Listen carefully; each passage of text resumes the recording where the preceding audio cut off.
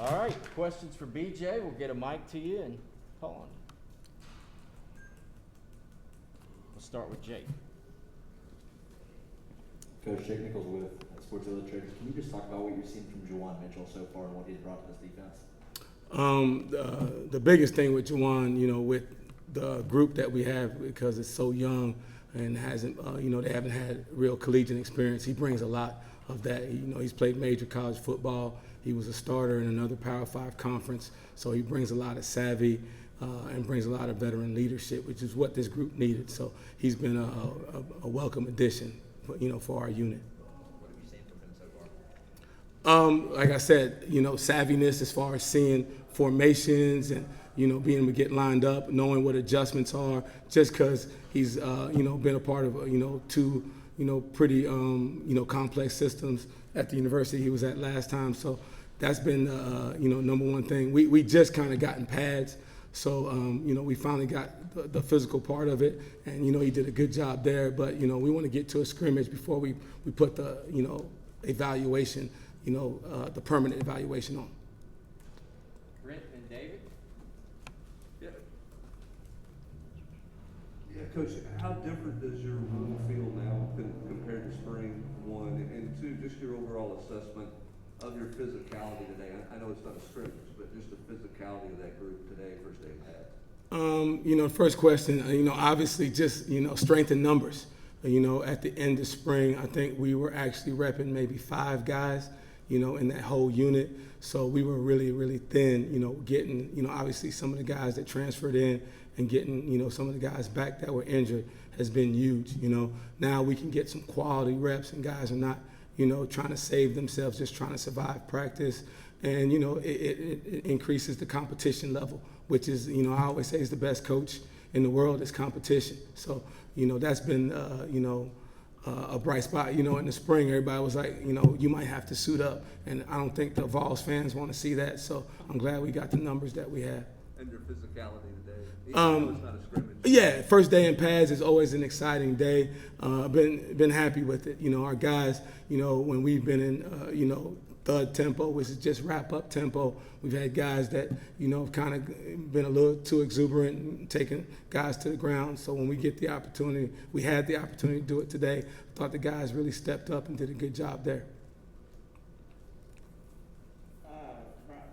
When you look at this group, how many guys do you feel like you want to play consistently? There's always that magic number because of the position. Obviously, we're going to have guys that are going to travel and they're going to be in the rotation, and then they're going to have guys that are going to travel and going to be mainly special teams player. So, if the group is right and, they're playing the way it should, you could have anywhere from 7 to 8 that travel, with us even on road games. But as far as the rotation, you always would like to be 3 deep. And does that mean you're going to have 6 guys ready to play, or you're going to have 5 guys with one of them being a swing guy? But, rotation-wise, if, everything goes the way it should, you'd love to have 6 guys that you feel like you could put in at any time and would help you win a game. Ryan and Austin.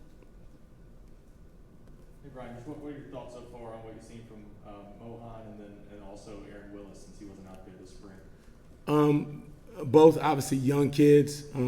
Obviously with Mohan, I have a little experience with him from last year. It's just with him learning the system.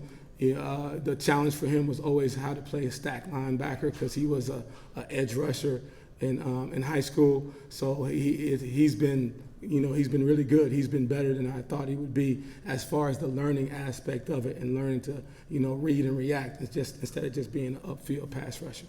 And then as far as Aaron Willis, he's been a pleasant surprise. His biggest issue was without playing that COVID year, he really set himself behind just conditioning-wise, so he had to get his body back into playing shape. I feel like he had a good summer and has done that, and he's been a pleasant surprise so far this camp.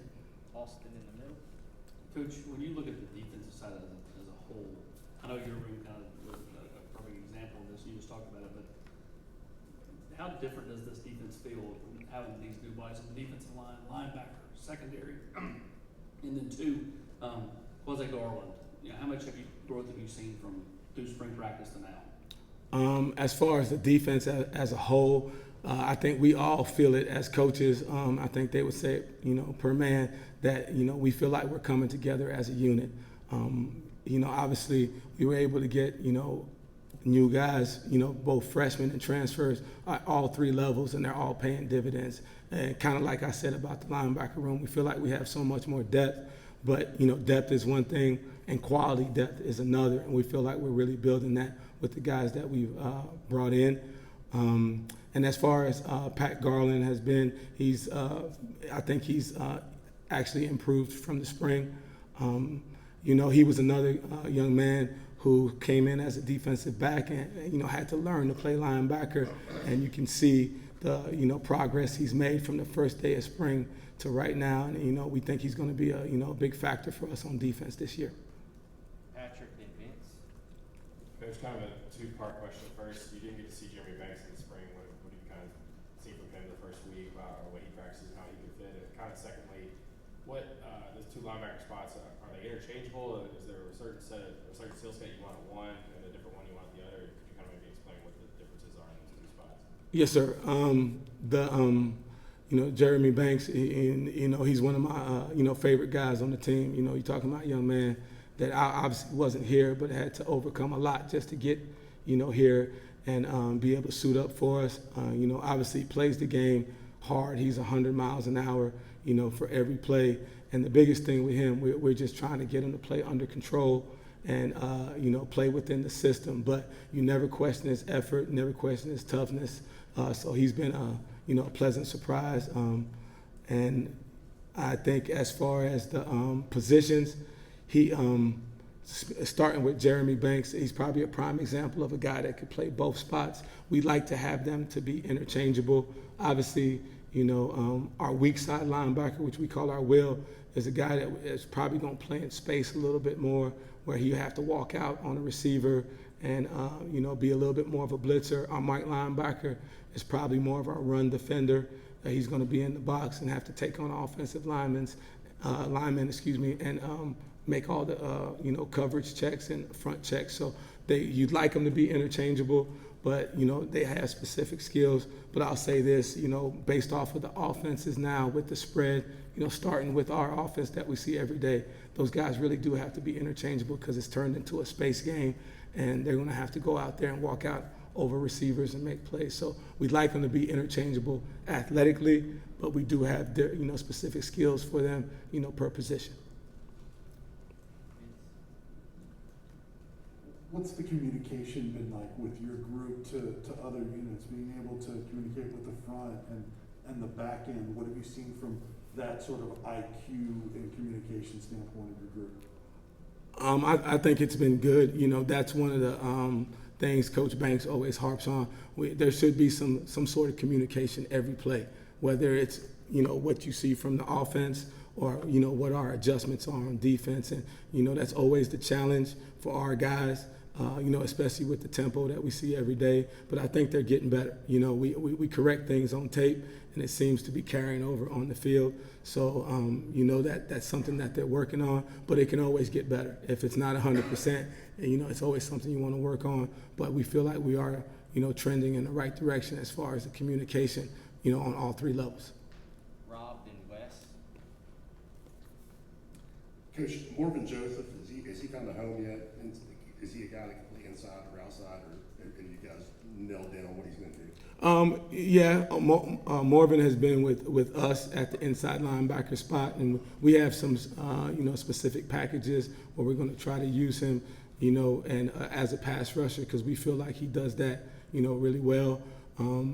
His big thing is he's another guy that was an edge guy in high school, is learning to play, stack linebacker, because it's a difference, because you're more, read and react, and when you're an edge guy, you're more react and read.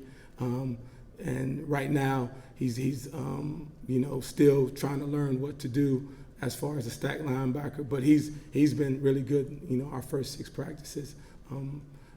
Mojo is an interesting, player to evaluate, because he's such a good athlete. Sometimes, he might look like it's taken him a little while to process, but when you really look at it, he's getting there faster than other people because he's, such a good athlete. So with guys like that, you want to make sure you put them in positions to have success. You don't want to keep, pounding away, trying to pound, and take away from his skill set. So I think he's progressing, at the rate that we want him to. Obviously, we want him to, be a little faster and, be able to play stack as well as become an edge rusher. But he's been, through the first 6 practices, he's been good. Brian, I'm wondering what the leadership is like from that group within the players, because I know that there are some veterans in that room, but they haven't played a ton of snaps on defense. So how is that process kind of evolving? I feel like with most things, if this defense is going to be, what we hope it to be and what we plan for it to be, I think the leadership is going to be developed. I don't think we had an established leader in the room, and I think the guys that are going to be vocal, they're going to have to be able to live it every day. And I feel like we're working toward that. Obviously, you'd like it to be a veteran guy, but we've put it out that anybody from a freshman to a senior, if that's what they feel like they can do, we want them to go out and lead. The more guys that are trying to lead, the better it's going to be. And obviously, the cream will rise to the top, and the guys will know who to follow. So it's a work in progress, but we have some guys that are trying to step up to the plate. Last question, Trey. Only going up against, this type of offense maybe 1 or 2 times this year, but you're doing it in a practice. How are you guys responding on defense to try to be able to install what you guys are going to do for most of the season compared to going out here and being so up-tempo against your offense? That's the great part about with Coach Banks and his system. We're still installing the way we would no matter what the offense would be. And, we'll make the adjustments, and we kind of prep the players that way. Obviously, there's certain things we wouldn't do against our offense if it was a game scenario, but we want to get better for, as a team and as a defense. So we have a normal install, and we kind of adjust the way we need to. We have our walkthrough periods where we can kind of go over what we think we're going to see on a week-in, week-out basis, in the SEC. But, like I said, that's the great part about with Coach Banks and how he's kind of done the install. We're going to go about it the way we would, going against any type of offense, and it's worked out. It's worked out great. Do you think the players are picking it up on both sides? Trying to go up tempo a little bit, and then y'all are also trying to settle in what you're doing on defense? Yes, and there's a fine line. The tempo does nothing but make us better because you have to be able to react very quickly with the way that they're getting lined up, and then you always have video to coach off of because you have the effort and as far as finishing plays, but you also have the video as far as formations and how you fit plays. So it works out the way it needs to, and like I said, I give Coach Banks all the credit because he's structured our install that we can actually go out and go play a game versus a team that's in 12 personnel, a team that's in 21 personnel, or a team that's in 10 personnel, and our guys would be able to be comfortable going out and executing a game plan versus any offense.